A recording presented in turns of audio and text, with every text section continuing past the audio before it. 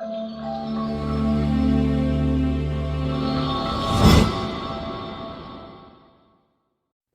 back to the channel. My name is Ryan, and today we'll be discussing the Florida football schedule for the 2023 season.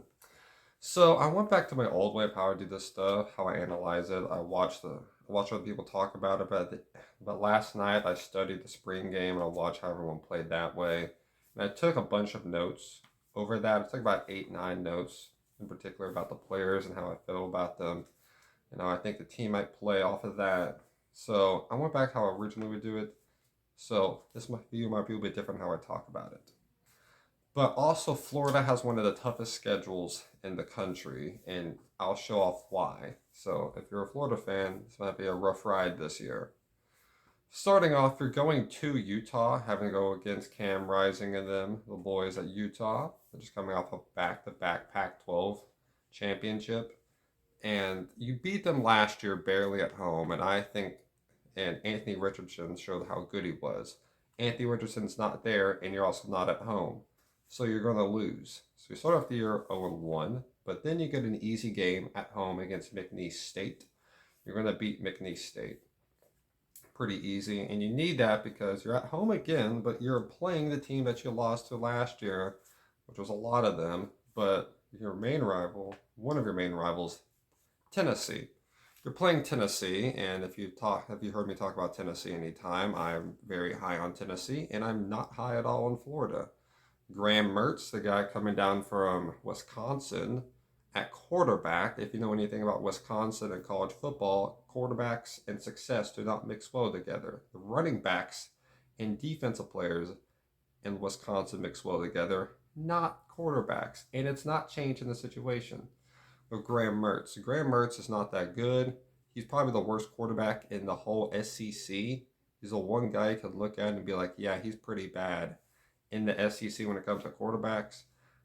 And then you're going against Joe Milton, who has potential to be the best quarterback in all of the SEC and arguably all of the country. You could argue it again. His potential is super high. Granted, probably will never pass Caleb Williams, but the big play threat, he can become the biggest big play threat with his arm in the country, which is huge when it comes to defensive schemes. So this game, I've got Tennessee probably blowing out Florida. So I got Florida dropping this rivalry game. But you're at home again, playing Charlotte. You're going to beat Charlotte. So start off the year 2-2 against two teams. You're only losing against two teams that are very good opponents and two bad teams you're going to beat. Not a surprise about that, but this is when it gets interesting. Florida at Kentucky. If you heard me talk about Kentucky, I do not think Kentucky's good. I think they're going to be overrated, but I think Florida's worse. So when I was watching Florida yesterday, their O-line did not look that good, at least for the start.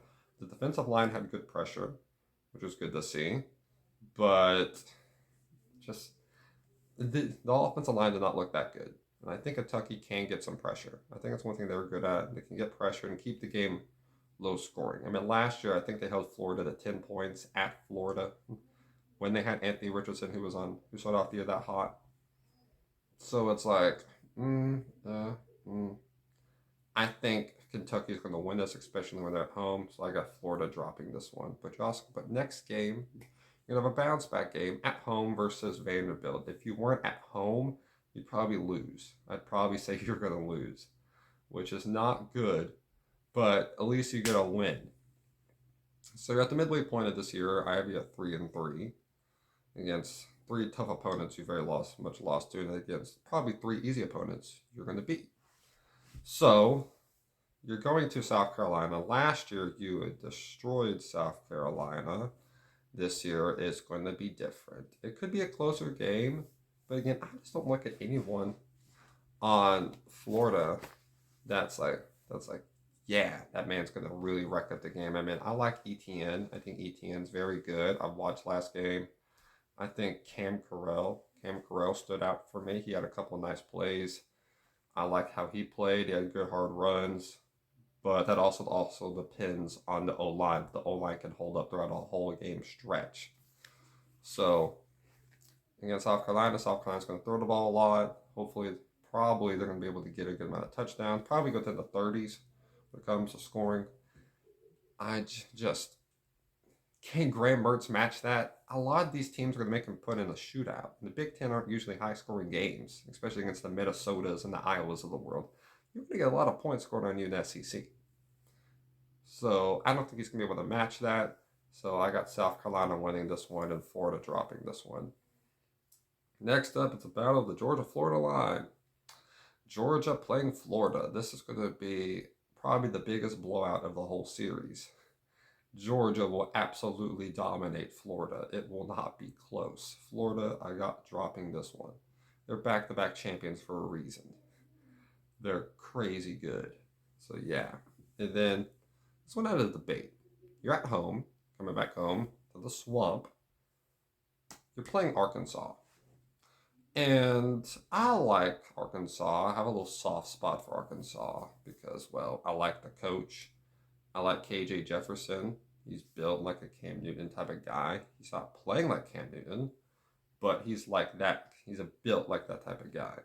I like KJ Jefferson. I think he's one of the better quarterbacks in the SEC, arguably the best one in the SEC. You could say that, and I wouldn't question you.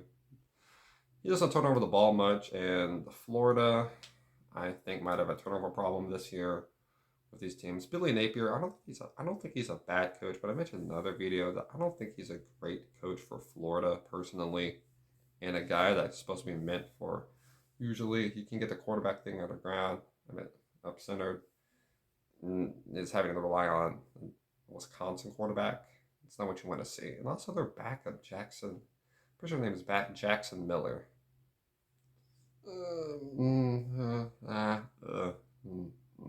Not that good. He sucked against Oregon State. I mean, I get it. That was his first start. But he scored 3 points. And the kicker did that. Not him. So it's like, yeah, I know it's Oregon State. They were really good. He even held Caleb Williams down to 17 points. But get a touchdown, please. But what was my notes on Jackson Miller? Jackson Miller, he looks like he looked overall, even compared to Graham Mertz, as possibly the better quarterback. And he's okay. Yeah, that's not much. I don't like Graham Mertz, that quarterback. I don't think that's going to be a good fit. So I got Arkansas winning this one. Could be definitely a close one. And then this is going to be an absolute blowout. LSU is traveling to LSU. I think LSU is going to be very, very dominant this year with Harold Perkins on the outside, Jaden Daniels back there at quarterback. I don't think Jaden Daniels is as good as people say he is. I don't think he can go out there and just win a game for you.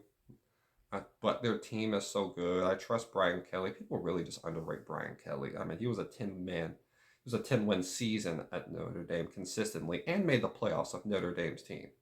So when you look at LSU, and you look at Florida, you realize that LSU is just way better. And they're at home. So sorry, Florida, but you're going to lose again. Then you're going to Missouri. Florida's going to Missouri.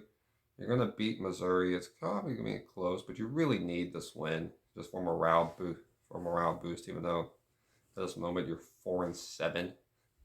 But for morale boost, you would need to beat Missouri. So you're going to be 4-7 after you beat them.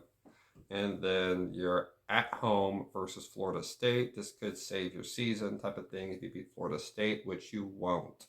You will not beat Florida State, because Jordan Travis is very good and he's a possible Heisman candidate, and this Florida State has the potential to make the playoffs. They don't have, let's just be competitive in ACC standards anymore. It's let's go try to win a title now, or let's go try to make the playoffs. Let's go win the ACC title. Florida does not have that type of standards this year like they had a couple years ago with the Kyle Trask, the quarterback of Kyle Pitts. And what was they had Kadarius Toney and Damian Pierce. That was a phenomenal team that almost beat that great Bama team with Devontae Smith and Mac Jones and Najee Harris and them.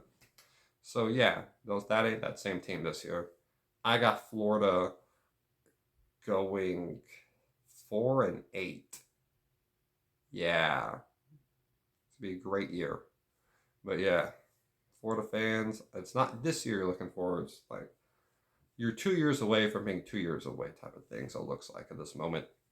But yeah, Florida fans, I'm sorry, but that's what I think. And if you want to debate that, put something in the comments.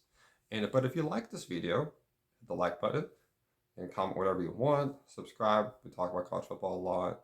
So yeah, and yeah.